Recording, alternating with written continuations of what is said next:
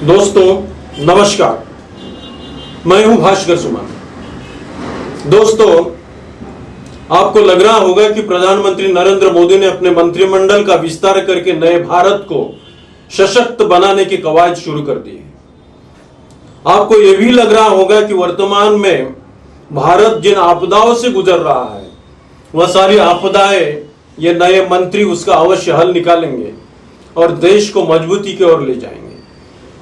देश जिन आर्थिक संकटों से गुजर रहा है, देश जिन कोरोना संकट महामारी के चलते हलाकान हुआ है, जर्जर हुआ है, उसे लेकर हेल्थ सेक्टर को मजबूत बनाएंगे। देश जिन महंगाई से टूट गया है, उस महंगाई पर लगाम लगा के उसे उबारने का प्रयास यह नया मंत्रिमंडल अवश्य करेगा। ऐसा कुछ भी होने वाला नहीं। यह केवल इस देश की जनता को मूर्ख बनाने का एक नायाब तरीका है। जिस दिन मंत्रिमंडल का विस्तार हुआ उसी दिन पेट्रोल और डीजल के दाम बेतहाशा बढ़ गए। नए पेट्रोलियम मंत्री हरिदास पुरी ने कहा कि एक समय आने दीजिए, तेलों के भाव अवश्य कम हो जाएंगे। नए आईटी मंत्री वैष्णव तो वही पुराना राग अलाप रहे हैं। ट्विटर को फिर से उन्होंने आगाह किया कि इस देश के कानून और नियम उसे मानने होंगे। कृषि मंत्री तोमर ने कृषि कानून को लेकर फिर से अपने तल्ख तेवर दिखा दिए।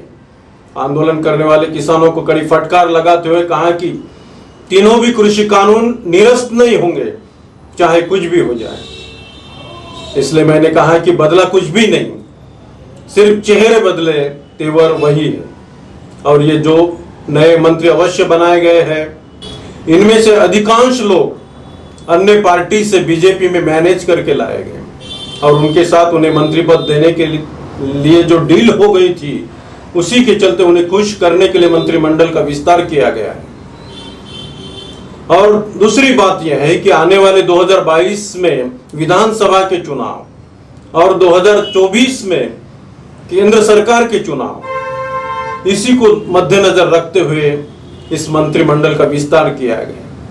चाहे कुछ भी बदल जाए, लेकिन प्रधानमंत्री नरेंद्र मोदी की कार्यशैली में कोई बदलाव आने वाला नहीं। दोस्तों, देश बहुत ही आर्थिक संकट से गुजर रहा है। महंगाई, बेरोजगारी, भूखमरी बेतहाशा बढ़ गई है। ऐसे में देश की आर्थिक स्थिति को पटरी पर लाने के लिए एक ऐसे प्रधानमंत्री को लाने की जरूरत है जो आर्थिक दृष्टि का जानकार हो, एक विजनरी मैन हो। और इस विजनरी मैन की देश को आज सख्त जरूरत है।